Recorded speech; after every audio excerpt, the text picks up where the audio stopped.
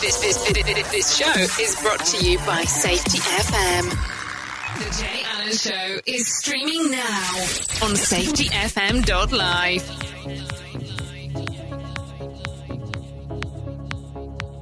Hello and welcome to another glorious edition of The Jay Allen Show. I appreciate you actually tuning in week after week or day after day, depending on where you're listening to us. I appreciate you allowing me to share this time with you in regards of having a conversation on what's going on in the world from my point of view.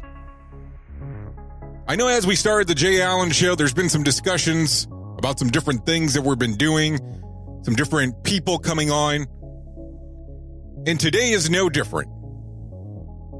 Today we're going to have a conversation with Michael Fackler. He is the founder and chief strategist of Caliber Safety.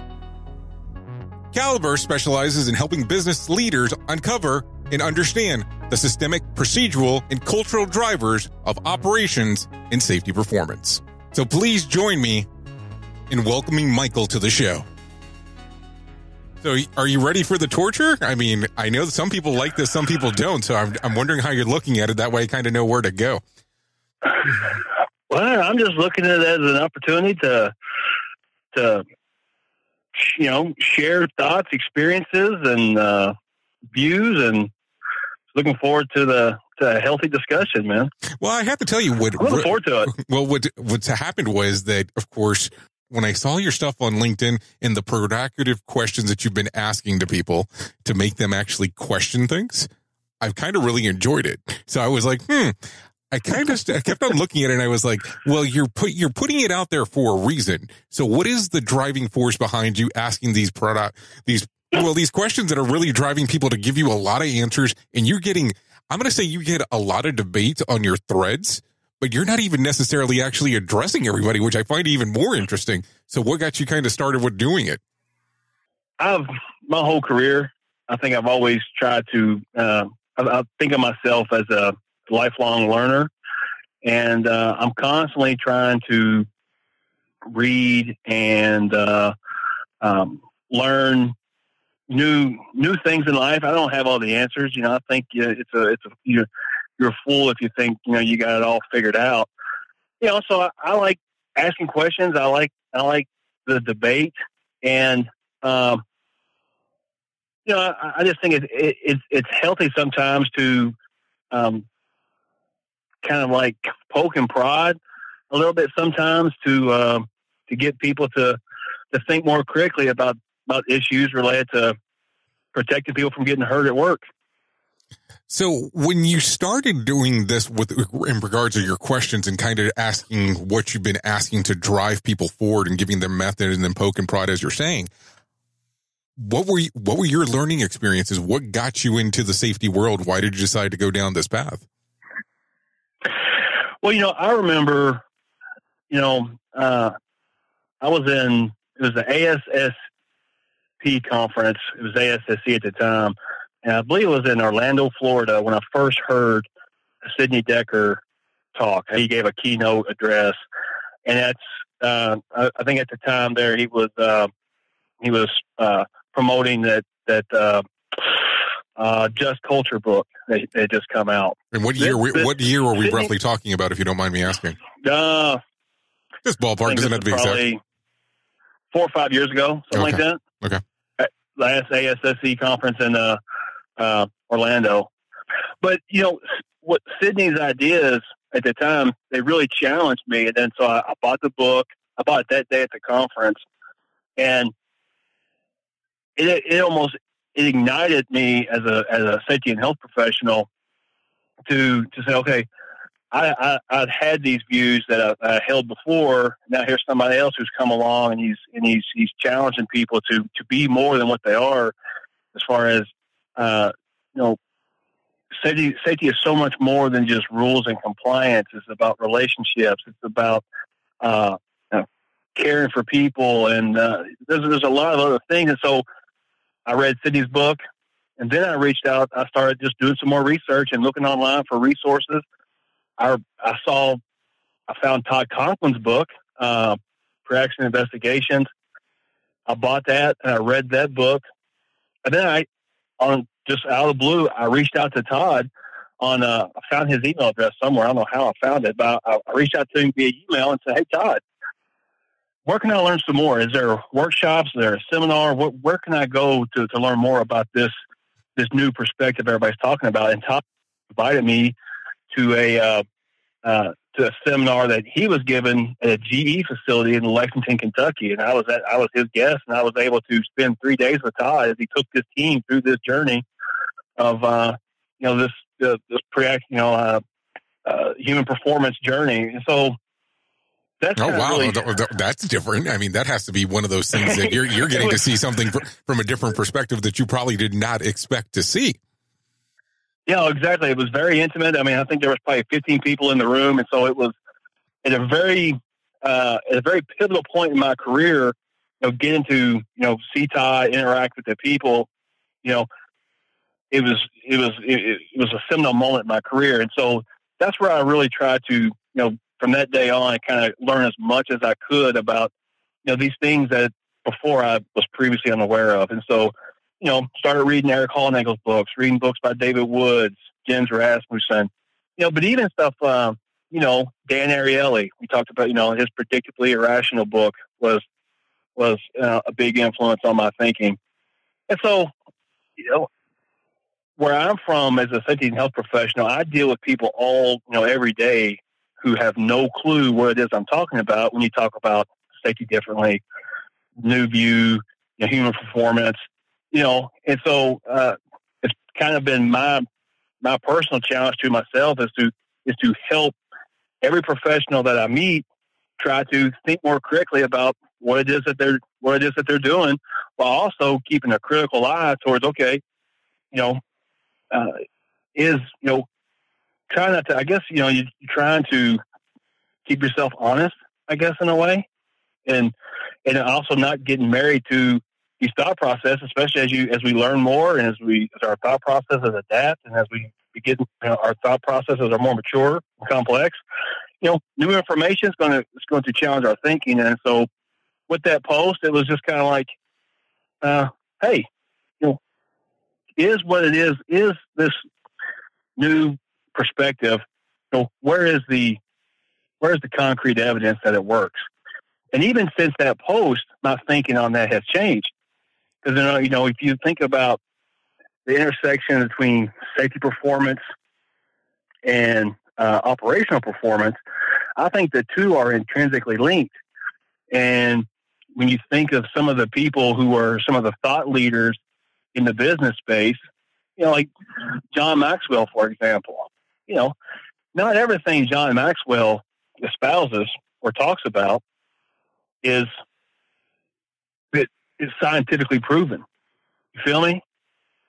But it works because he has, he may have anecdotal evidence. So he's got, 40 years and so I guess my challenge was both to myself to think critically about what I'm doing, but also to people who believe, as I am inclined to believe, that this new approach works, to, hey, let's share stories. Let's help bring trust and credibility to this, I guess, movement. I don't know what you want to call it, but let's help other people see how this can benefit them. This is The Jay Allen Show. Have you learned about human and organizational performance and you wanted more? Well, now is your chance. Fisher Improvement Technologies is conducting an advanced HOP practitioner workshop. Now is your opportunity to learn these advanced HOP techniques in this 2-day workshop that is designed to give leaders the ability to understand and manage integrations of advanced error reduction in organizations, also known as AERO. Participants are provided with multiple experiential learning opportunities to ensure they can use the information in their day-to-day interactions. For more information, go to aerohp.com. That is AEROHP.com and click on the link that says Open Enrollment. And we're back with Michael Fackler from Caliber Safety. Hello. Well, I mean, the interesting part you have to take a look at too is that a lot of people reference this as the new view of safety. This thing's been around from everything that I can find is between 27 to about 30 years, depending on, where you want to start off. So I don't know. I don't know if I look at it as a new view. I might say that it's kind of one of those concepts that it's interesting, but I look for a holistic approach.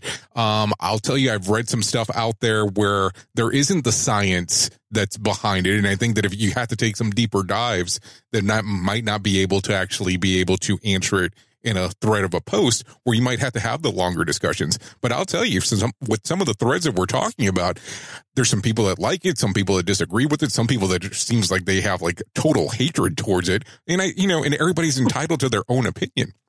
But I want to jump back before we get into the thread too much. So when you start off looking at all the safety differently stuff, so you did the thing at the ASSE, ASSP, depending on, the titling at the time, you do the research, all of a sudden you get the invite from Todd, you're doing this from this intimate setting, you leave the conference or the workshop that they're having at GE. What's the culture shock for you then? What occurs mentally for you? You leave there. Is there a switch that goes off, or does this make you start hungering for more information? What happens next? Well, yeah, I mean, definitely it left me with a hunger to learn some more. But I can remember as my time early on in my career as a safety professional, being one of these people that thought, hey, this logically makes sense from a compliance standpoint. You have to do this. Why aren't these people doing what it is I'm asking them to do? And I just remember early on being challenged because, I had come out of I'd worked for Kentucky OSHA for 2.5 years. And I was very much one of those people who was very, who thought that, hey, if it makes sense logically and that this will protect you and this is a rule, you should do this. And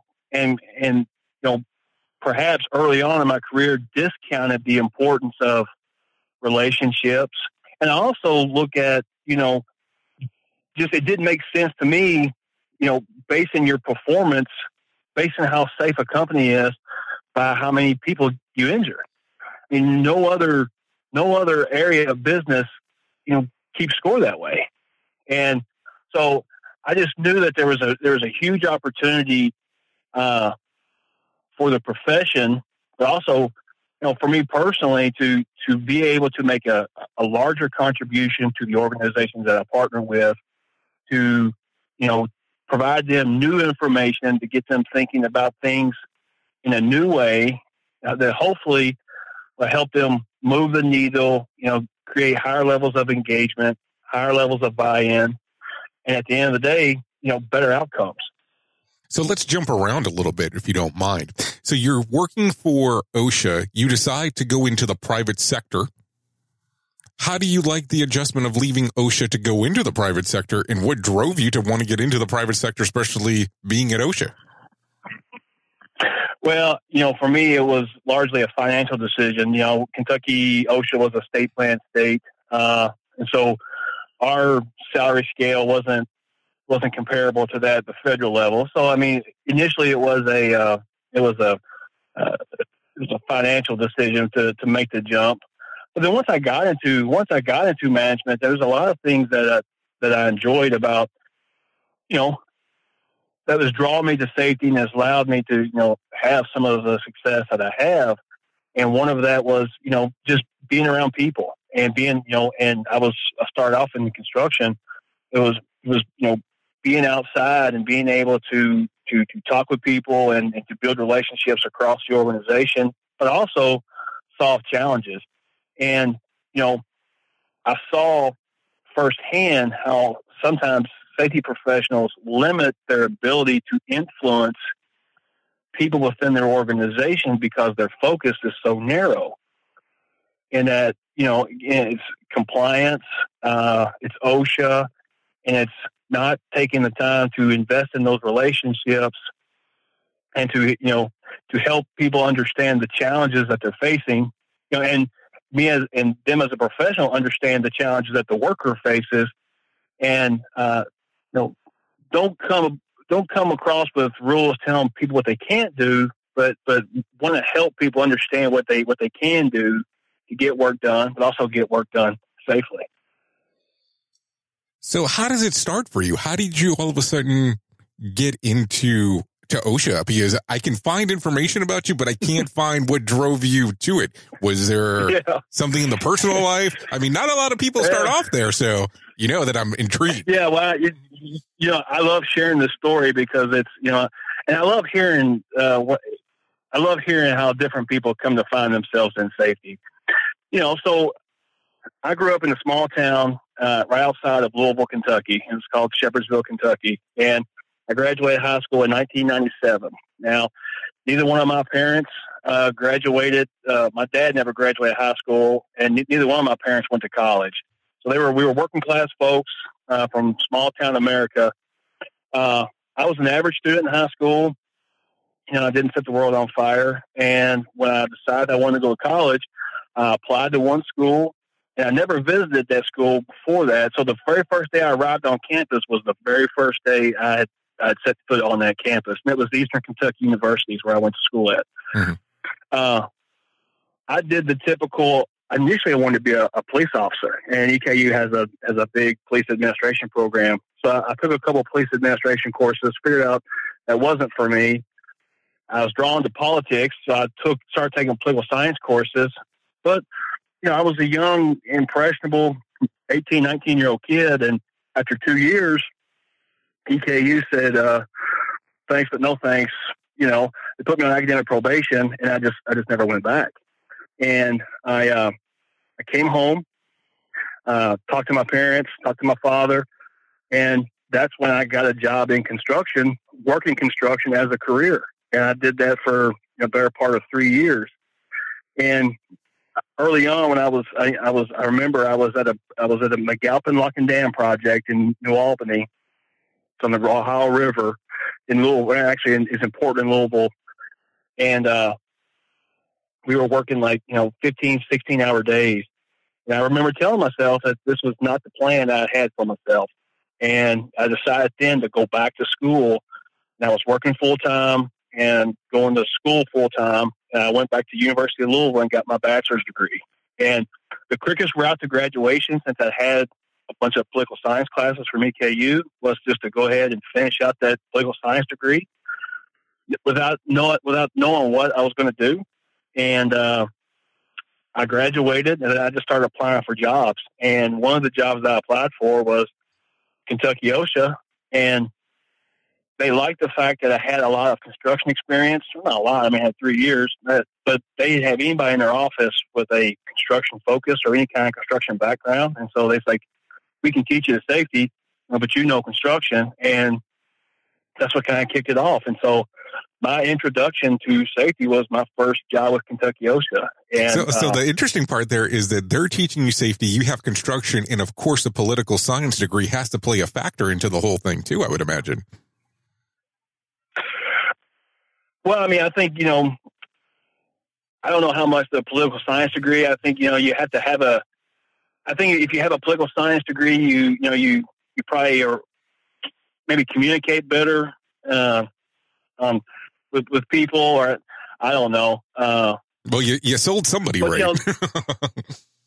Yeah, it wasn't a technical degree. It was more, it was a social science degree, but it was the degree nonetheless. But I think that ability to communicate, whether it's through email or through a letter or even face to face, those skills you develop, in those political science classes and those debate classes definitely help. But it was I'd worked for 3 years in construction, and I had little to no clue what the OSHA rules were. Sure, I went through orientations when you go on these big job sites, but nothing really stuck. I didn't know what any of the rules were. So there was a steep learning curve, but, I've always been a quick learner.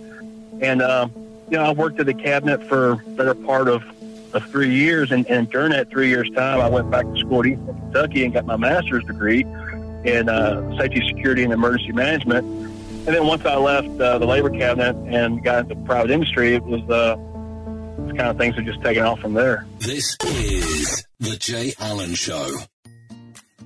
Hi, I'm Luke. And I'm Brenna. We are the Farm Finders. When we first got married, we dreamed of owning land and building a self-sufficient lifestyle. But we soon saw that buying land was almost out of reach. Land was expensive and hard to finance. But we couldn't just give up on our dream of being landowners. To be honest, it was a pretty discouraging problem.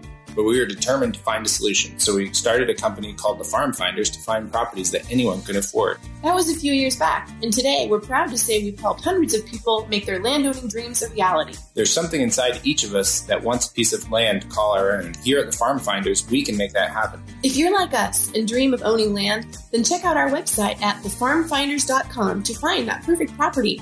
Take advantage of our no-credit check, zero-interest owner financing with payments as low as $50 a month. With our secure online checkout, it's easy to make any property yours with just a few clicks. So don't just dream, do something. Visit thefarmfinders.com today. Let's make you a landowner. The more you listen, The more we get into your head. Safety FM. And we're back with Michael Fackler from Caliber Safety. So let me ask a question. As you go back to Eastern Kentucky University and you had been on academic probation previously, how did that interaction go when you get back? Well, personally, it's rewarding. Because that was, flunking out of school for lack of a better term. Hey, I wasn't gonna word it like that. I wasn't gonna word it like that. You did. Yeah, so that wasn't the plan. So, to me, it was personally rewarding. That was a much better student. I think I graduated high school with a 2.2 GPA, and then when I finished my master's degree, I got like a 3.8. I finished my bachelor's with a 3.5. So I had my head on straight. I'd been kicked around a little bit by life, but I knew that. Educating myself, was the key to opportunity. And I think I've carried that on through my whole life. I've never stopped learning. I've never stopped trying to find new perspectives and new ways that I can, help companies, help people better understand how to protect people. Well, and then it looks like you continued your education because you then decided to get a second master's degree, correct? Yeah, and that was, that came from the frustration that I had working. Well, not a frustration, but I think in my mind that I'm independent by nature, and I've always wanted to kind of start my own business or be the captain of my own ship, is what I tell people. And so, when the opportunity arose for me, when I wasn't traveling as much, when I started working at Eastern Alliance, I was home every night. I could commit to an MBA.